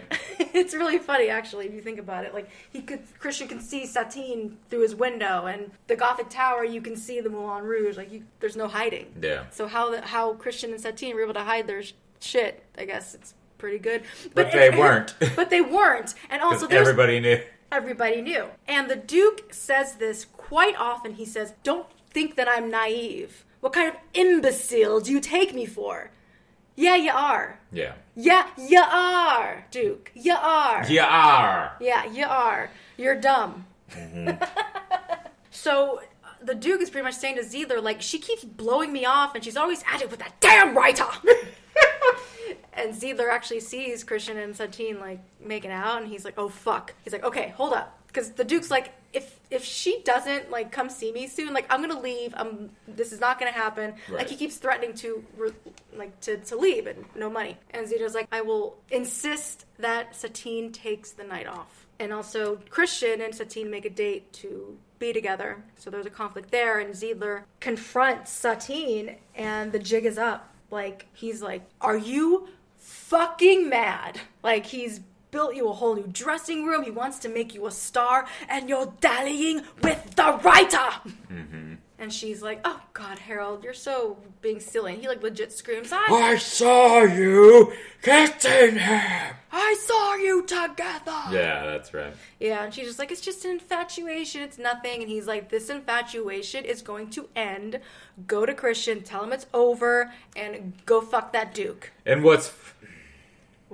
It's just an all fucked situation because really he's is. sitting there saying do this, but at the same time it's like his entire fucking life is on the line as well. It is. You know, his life is on the line for him, her, everybody there. He Exactly. gave over the deeds. Yes. To his livelihood. Yeah. And it's just a fucked situation. So it's really is. hard to It's be mad at him. You can't. You really can. If you look at it really, like, you hit the nail on the head, for sure. And, like, all those people down there, like, rehearsing, are so excited to do what they want to do. Yeah. Like, you need to calm it down a minute. Like, they were getting a little too comfortable, Christian and Satine. They were getting a little... Yeah, and that's the thing that's also... It's just like, man, they're together all the time. Like, how long were you really fucking together? Yeah. How old are you? Like, what is this? Like, well, it's first love, so it's like puppy love. They want to be with each other 24/7. Yeah, I mean, I can understand that coming from, like, my younger self. Yeah. But me now, I would be like, okay, be an adult, show up to work. There you go. You know? But also, like, don't force me to sleep with someone I don't want to sleep with. Exactly. There's that too. Yeah. Exactly. But Satine doesn't do either, because she gets really sick. She's coughing more. She's coughing up more blood, and she faints.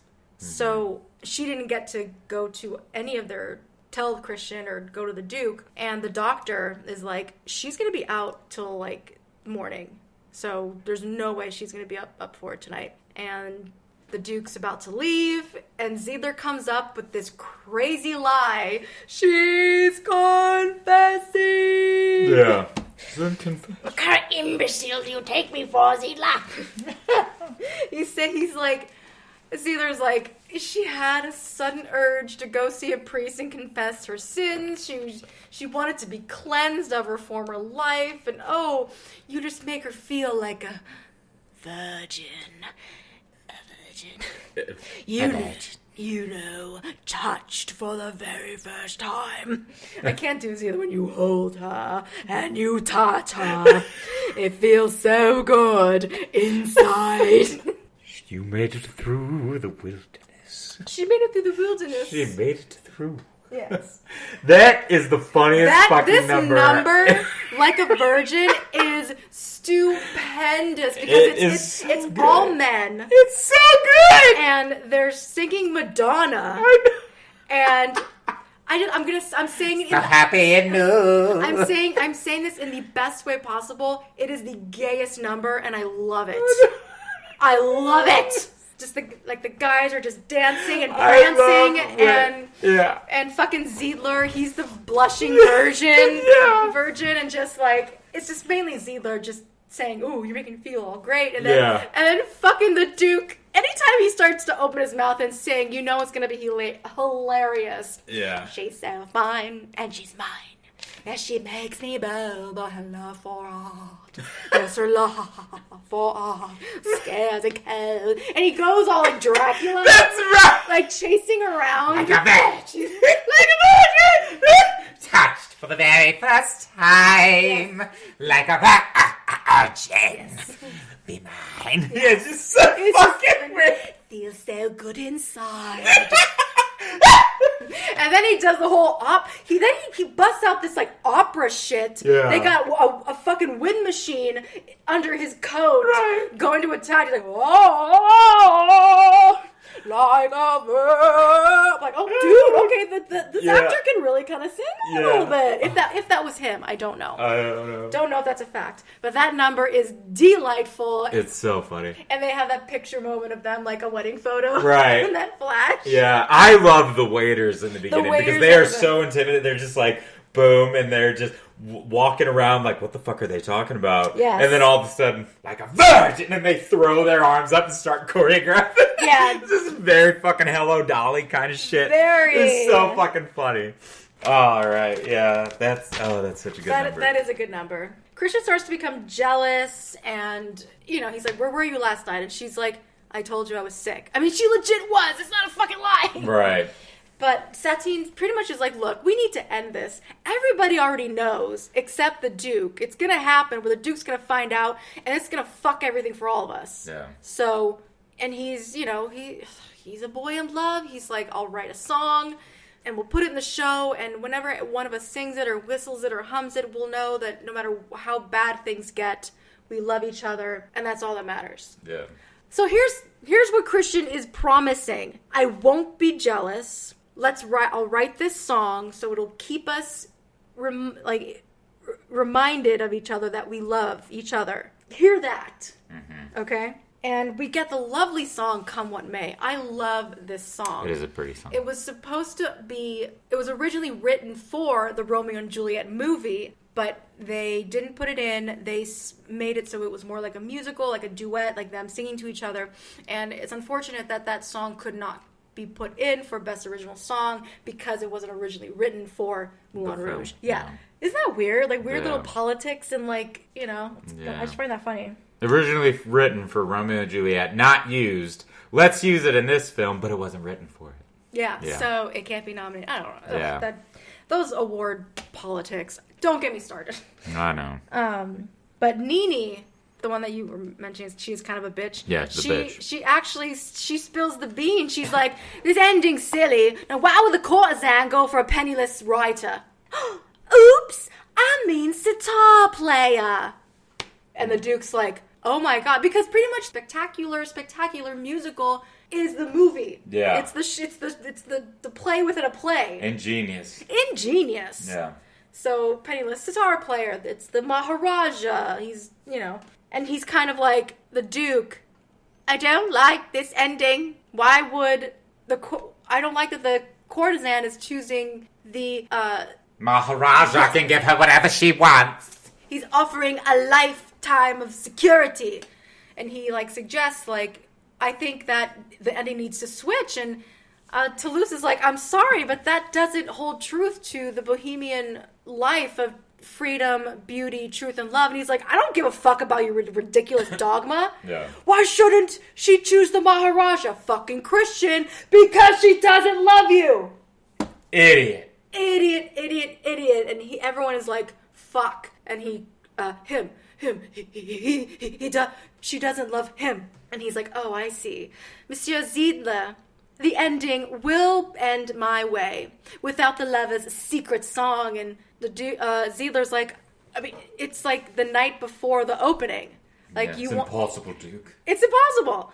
But Satine, she does a little damage control, and she's like, oh, the poor Duke has been treated appalling. These silly writers let their imaginations run away with them. Now, why don't you and I have a little supper, and then afterwards we can discuss how we would like the show to end. Yeah. So she works her magic. And remember when I said Christian wanted to write that song and said no matter what happens, we love each other. He fucking not bamboozles. I really wanted to say bamboozle because I love that word. But he bombards her and says, I don't want you to sleep with him. Mm-hmm. Dude, come on.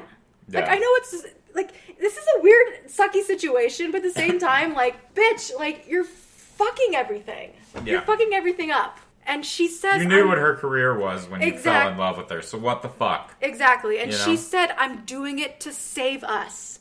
You know it's going to be horrible sex. Yeah. He's going to poke me for 2 seconds and it's going to be done. Probably. Uh-huh. Yeah, exactly. It's going to go just like that. I think I'm in. Yeah, I think I'm in. Wrong hole, fool.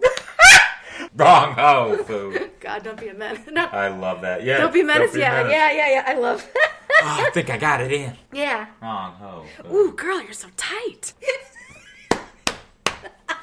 You're going to make me cough up this fucking water. I apologize. Oh, Jesus. All right. Let's see. So the entire cast is now pretty much they're on ice. They're sitting and they're waiting to see what happens, if they're going to have to completely change the ending or not. And people are pissed. I would so be pissed at Christian if I was in that cast. I'd be like, you fucking idiot. Mm-hmm. And Nene kind of plays with him a little bit. Don't worry, Shakespeare. You'll get your ending once the Duke gets his end in. Oh. And I mean, he throws her off his lap, and But then my favorite, the Argentinian. oh my god, the Argentinian Roxanne. A Roxanne tango. How fucking brilliant. It is. This is an amazing number. This number is amazing. Like, I can't. And I love the Argentinian's line. He says, never fall in love with a woman who sells herself. It always ends bad! I'm not going to do it. But Don't do it. I'm not going to do because it. I already spiked whatever I just did. So I'm if not you gonna do it, I'm going to go deaf. I know. I'm not going to do it. Okay. It's okay. But he goes, Whisper. yes, we have a dance. He's We have a dance! Yes. And there's a dance in the brothels of the Buenos Islands. Tells a story of a prostitute and a man who falls in love with her. And how it's the jealousy will drive you mad. And oh my god. The music starts up. You got the piano. You got the fucking violin going. Yeah. You got Nini with those fucking legs. And the Argentino is just, that's a man. That's an alpha. Yeah. He really is. He just, the way he stands and he just, Roxanne. Roxanne, you don't have to put on your red light. Yes. Sell yourself for money. And then, Nini just starts dancing with all these other dudes and just I love... It's him dancing with her. With her. And then she dances with another guy, and then another guy, and then now she's dancing with all of them. It's like an orgy. It is literally like fucking visual symbolism of like... An orgasm. Fucking orgy. Orgasm orgy. Well, and it's just, it shows like really showing what a prostitute goes through, Mm-hmm. going from guy to guy to guy to guy to guy to guy. That sounds exhausting. Yeah. Like, good on you, people. Like, shit. But what I love the most, not the most, but like visually, were the costumes. All of the can-can dancers and the dudes, they were all dressed pretty much in their undergarments, or like what they would wear, like, their undergarments, pretty much. Like, they got those thigh highs, they got those little like undies and like the top, and I forgot there was a can-can dancer. Another one was my favorite. I don't think they were real tattoos, but there was a can-can dancer that was covered in tats. Oh. Yeah. And the makeup, they were all wearing like smeared, like black makeup. Like, it was great. And then there's that mix of, I don't think this is a song. I think it was written with Christian doing the... Why does my heart cry? feelings I can't fight? Yeah, I did like that fucking the combination. Because Christian starts to leave, and he's walking outside the Moulin Rouge, and he passes by the Gothic Tower, because Satine, in the middle of all of this, is saying, the writer has this ridiculous obsession with me. I indulge in his fantasies because he's talented. We need him, but only for till tomorrow night or whatever. Mm-hmm. So she tries to do the seduction, and they're having dinner. She's dressed to the nine, and he starts to the Duke starts to get, affectionate, and she sees Christian, and they see each other, and she's like, she does that. She sings the song. The whisper, the come what may. But she then says no to the Duke, and he's like, no. Oh, I see. It's our own penniless sitar player. And this is when the Duke really shows who he really is. Yeah. I mean, there's that slight second where I feel bad for him, because she's like, oh, my dear Duke. And he's just like, silence! And he said, you made me believe that you loved me. Mm-hmm. So there's that, I get it, dude, but that doesn't mean you can get violent and try to rape the girl. Right. And that's when things just get so fucking intense. She's a fucking call girl. Again. Does nobody understand? You're paying someone to have fucking sex for you. You nut. But then again, those type of people probably would be a lot of the clientele, Yeah. I mean, you if you want to have regulars, right? You got to do something special. There you go. Yeah. Okay. Yeah. I gotcha. Yeah. But this is a situation where the Satine is in love with somebody, and she probably does. She's starting to tear towards, you know what? I don't want to do this anymore. I can actually have a life with someone that's not paying for it. So, the dude tries to rape her. It's really intense. You get camera work of just the dancing is getting more aggressive and yeah, and then and then randomly you see Chocolat just he leaves and right before the Duke actually penetrates, if you will. Yes. Yeah, Le Chocolat, he fucking whacks him upside the head and knocks him out cold. Yeah. So he's the fucking hero. Exactly. He caught her in the beginning of the film. Yeah. He fucking does all this, and then the next scene, all we get is fucking... We don't get a thank you, we don't get anything. Nope. All we get is fucking Christians all like, Chocolat, please take her to da-da-da-da-da. And she doesn't say jack shit. And it's like, bitch, this has been your guardian angel the entire time. fucking film, and you're gonna sit there... Yeah, he should have done what Christian should have did what fucking Chocolat did. I got you. Exactly. But he was whining and crying like a little bitch. Why does my heart cry? That'll never be able to stay, but I love when we can harmonize together. But you can't do it quietly, so... I'll sing like her. Yeah. Why does my heart cry? Feelings I can't find. Because I don't know the words. I don't know the words. I can't find. I can't do it. I can't whisper. I'm not a fucking whisperer.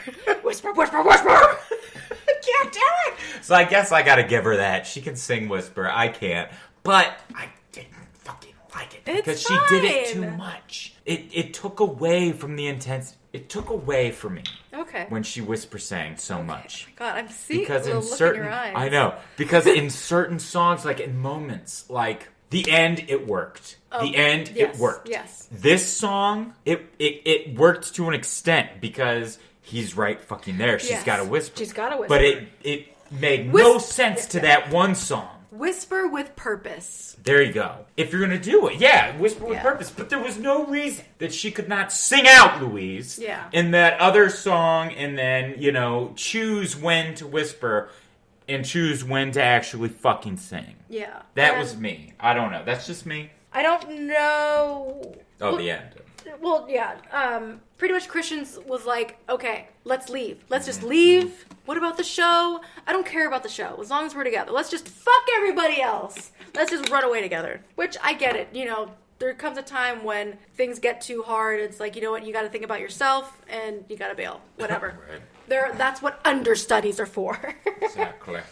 But we did say that Satine has consumption. She has tuberculosis, and the doctor tells Ziedler and Marie, who's kind of like her, like Satine's like kind of like not mom, but like surrogate mother, something.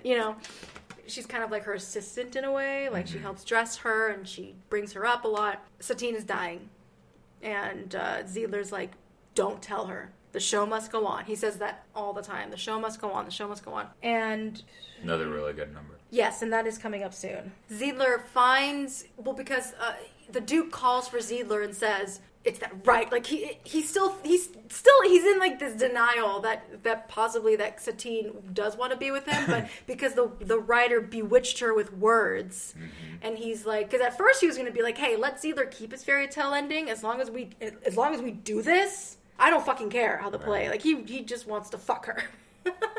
But he's like, the Duke is now like, you better, like, the show will end my way.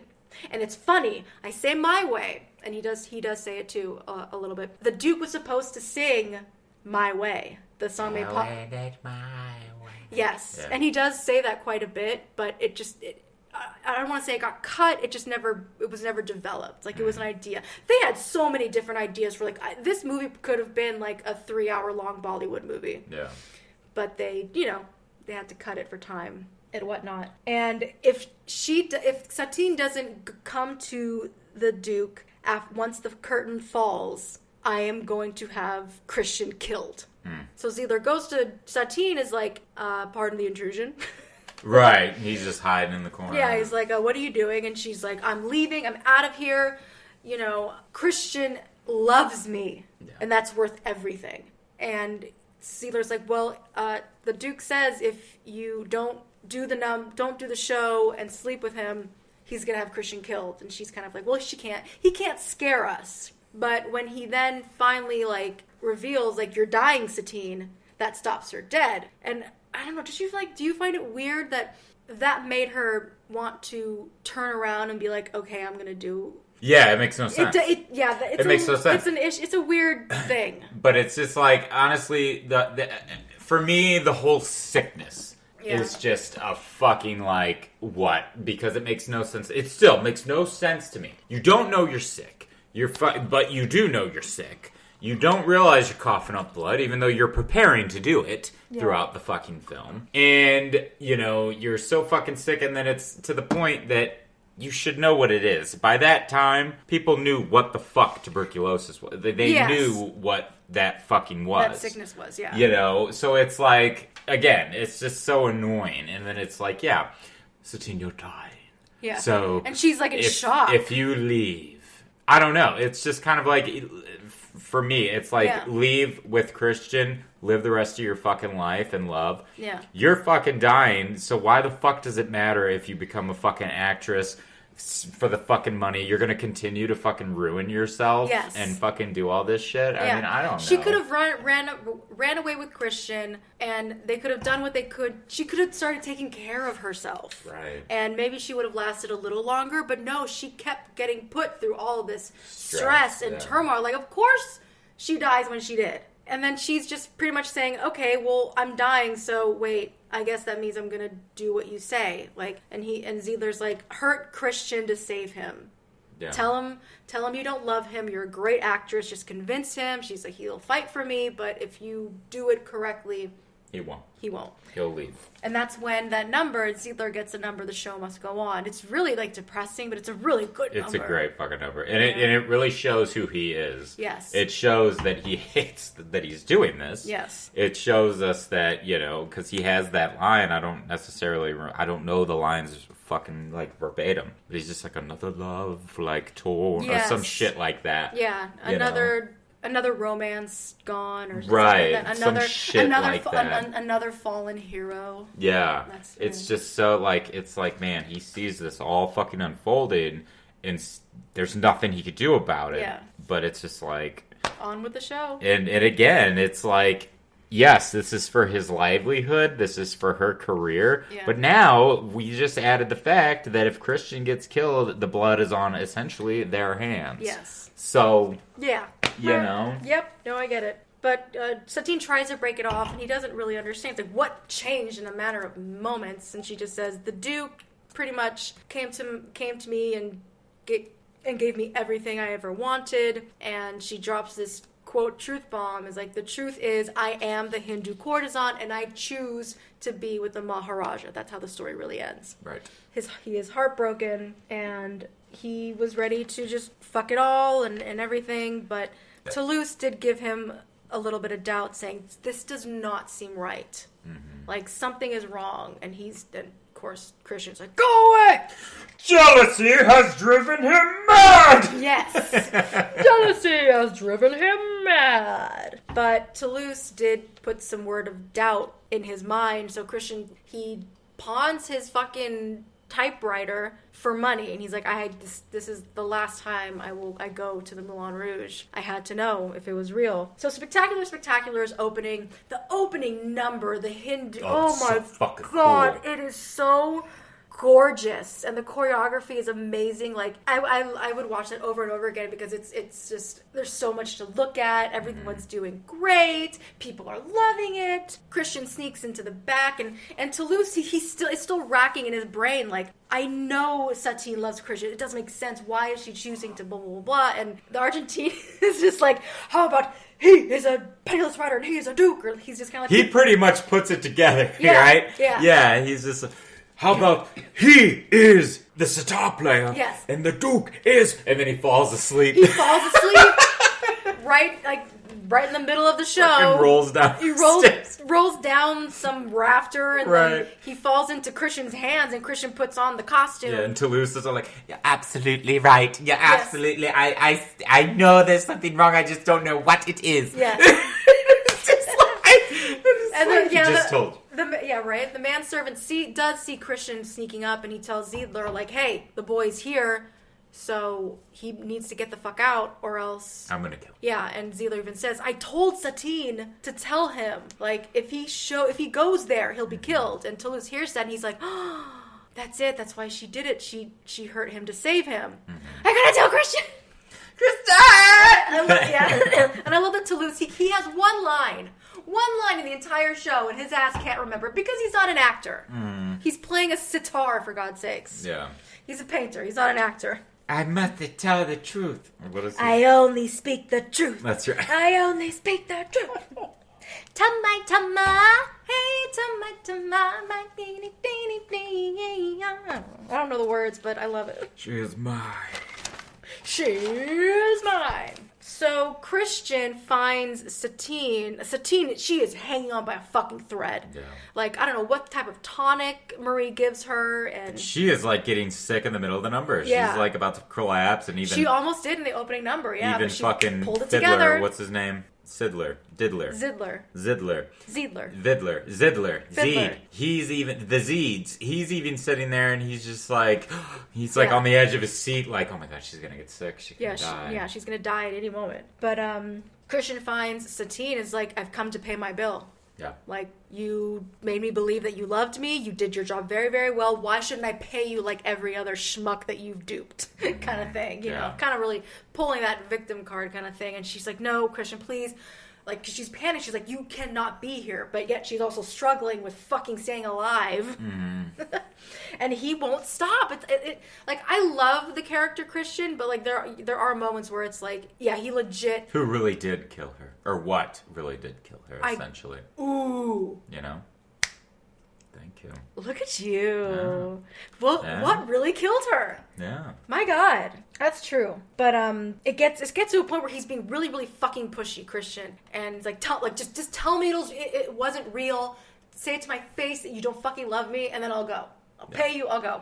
Meanwhile, the manservant Armstrong, he's sitting there around the fucking corner. God, Warner. His name isn't Armstrong. Oh, I'm sorry. I didn't. Okay. Oh, Jesus. I'm sorry. I'm not, I know that you're so big into that, but I'm not, damn it. I know, but you can't just throw the name Armstrong at me. Thought his name... Expect me to not react. I thought he fucking started with an A. No. Fine. Warner? Yeah. Warner? Yeah. Warner is like around the corner, and then Satine sees him, and yeah, sees the gun. starts to panic. Please! And she's like crying. Yeah, she's crying, God. like almost like fainting. But then the stage doors open because it's supposed to be like the wedding scene or whatever, and it's fucking it's like really awkward. Everyone's like, what the fuck is going on? And Ziedler, he's like, I am not fooled. Yeah. It is the same penniless sitar player. He has shaved his beard and is wearing a disguise. My eyes don't lie. And then everyone starts like, oh my god, this is great. That's a great twist. What a twist. But like Christian, he gets up and he almost, it looks like he throws Satine on the floor. She could have tripped. I don't know, but that was really aggressive. And he's looking at the Duke like, this woman is yours now. I paid my whore. Thank you for curing me of my ridiculous obsession with love. Fuck it. I'm out. And Toulouse is up in the rafters trying to remember. My line? I forgot my line. And then he almost falls. Then he screams, the greatest thing you'll ever learn is just love and be loved in return. And this is when Satine does this. This is the whispering. I think this is the one you were saying. I guess technically the next two. I don't know. Yeah, when maybe. When she sings "Come What May," because she starts singing it a cappella, which is really, really cool. Yeah. And it's just never knew I could feel. Yeah, it works like this. And it just makes me cry every time, like looking at this poor girl who is dying and is also heartbroken that she broke her lover's heart and she can't be away from him. And it's just, she says, come back to me and forgive everything. Yeah. And then he turns around, he doesn't leave, and then he starts singing Come What May. They start singing it together, and the cast starts getting involved too. Meanwhile, Warren is sneaking around. I feel like he's stage shy, because if he was really a dude that has a job to do, he would fucking do it. But I feel like they played it off where, like, maybe he might be, like, stage frightened. I don't know. I think just because of the fact he didn't want to get caught. He didn't want to get caught because he would be. He's committing murder. He's committing murder. Yeah, he tries to blend in with the bald orchestra. Oh, that shit was so fucking funny. And the Duke is just sitting there, just seething, just like, can you shoot him? We fucking shoot him. He does that kick. He does that kick. Get him. But it doesn't work. They do the number. I love when the Argentinian. Oh yeah. When he just pops up. Everybody, go back to doing your jobs. Then He goes, no problem, go back to work. Yeah. And then I don't know if this was actually the part that was in it, where it's like, you got to stand your ground for, freedom, beauty, truth, and love, and everyone's getting up on stage, and the Duke, he sees that, like, everyone's trying to stop Warren, and it, like, works. But the Duke tries to leave. He's like, fuck this shit, I'm out. Yeah. But then the gun gets thrown pretty much right behind him. He picks it up. My way. And you gotta give it to Ziedler. He fucking punches the Duke in the face. Right. And he was even like, oh my god, what did I do? Yeah, what did I do? Okay. The gun goes flying and, like... It hits the Eiffel Tower. Yeah. And it was as big as that. It was a big... Yeah. Yeah. That was really funny. It was... Things were scaled interestingly. But it's a hit, and Satine, and Christian, they're like, oh my god, finally they're having a moment where it's like, they don't have to worry about anything ever again. And Satine she's dying right at that moment. On stage. And Ewan McGregor, this is where I'm like, why the fuck was this guy not nominated for a fucking Oscar? Watching his reaction to when she dies. That cry, that I'm not gonna lie. He fucking sold it, and he made me too. I cried. I'm not ashamed. Yeah, he got me, gal. I did. And Satine's like, well, you have to go on, Christian. Tell our story, and that's how I'll be with you forever. And that's how the fucking movie pretty much ends. It goes back to, like, him telling the story, and it's just, yeah, that's how it happened. I lost the woman I love, but I'm writing this story to remember her, and fuck, what a downer ending. But yeah, that's fucking Moulin Rouge, man. It's a lot. Yeah. But yeah, what did you like? What give me? I know we're super over time, but it's fine. We're not over too much time, but we're all right. Yeah. No. So, what do you want to know? What did you think overall? All right. So again, I have a problem with the beginning. I think that it's all. Yep. It's too fast, too quick. Too fast, and by me saying too fast, it's essentially it's too much. You are cramming this. It's loud. It's crammed. You're cramming all this shit down my throat. Every color on the spectrum is right. there. Yeah. There's no. We don't have any. What's the word that I'm looking for? A break. Essentially. Yeah. There's no. There's no time to breathe. Yeah. Like when you open wine, just let it breathe. Let it breathe. Let it breathe. Yeah. Yeah. It's just you're hitting me with all this fast shit, this loud shit. So it's rough for me. Yeah. But when we get to like that middle area, I really fucking like the film. I really love where the story goes. Mm-hmm. I really love the emotions. I love the songs. Mm-hmm. I love everything about it. Yeah. So this is a big toss up for me. Yeah. It really is. This is a toss up. Would you watch this without me though? That's the question. Yeah. It really is. It is. I think I know. I think I would. Okay. But I would probably skip the beginning. Okay. I probably would because I personally I find the beginning very boring. Mm-hmm. I find it very just unnecessary in a way. I think that I thought that the Sound of Music bit was just not necessary. Okay. For me. Okay. I didn't really like it. It's just like, okay, that's a little raw. I know we're learning that these guys are nuts. But I don't know. Okay. A little too much. But I don't know. I really like it from when he is alone with her to the end. Yeah. Okay. But I might like the Kank. Again, like I said, I was heavily medicated. And that might be a thing. Like, I can't watch films that were pirated. Like, if I watched a pirated film, I can't watch it ever again because of the shit quality that I fucking remember. You're easily triggered with memories that weren't great. Yeah, so that's essentially the same fucking thing. So that's why it's hard. But with everything that you said, you really fucking you really did a good job at making me interested to really like watch it again from the beginning and really just remember everything that you were fucking saying and try to just not take all the loud out. You know? Yes, it's drowning out the loudness and really looking deep. Oh no, did you get little crystals at the end? Oh, I hate that. Fuck me. You gotta look past the noise. Yeah. And really look within the film, like what's happening. And that's why I was so excited to share all this, because there were some things that I didn't know either. But yeah, I'm glad that you would give it another try, because I'll fight anyone that says that I really did like it. I really did. It really changed my perspective. You really changed it, and just watching it again and seeing it in a different light. This really is a really good movie. Good. It really is a good film. All right. God, I feel like it's been a while since I've gotten one from you. I don't know. I don't know. Yeah, I can't remember. Let's move on to the handy dandy Shakespearean notebook. Yeah. Who was the heinous pigeon-livered rat catcher? It was obviously the dude. Yeah, outrageously wicked, odious, atrocious, timid, fearful, very. Hello. And person of low employment. Well, that no. He's a person of low employment, I would say, when it comes to art. Oh, hello. Hello. Yes. Damn. That's great. So yeah, that's the Duke. It fits perfectly.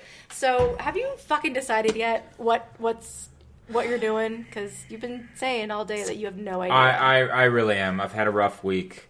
I've been thinking about a lot of other shit in just personal life. Yeah.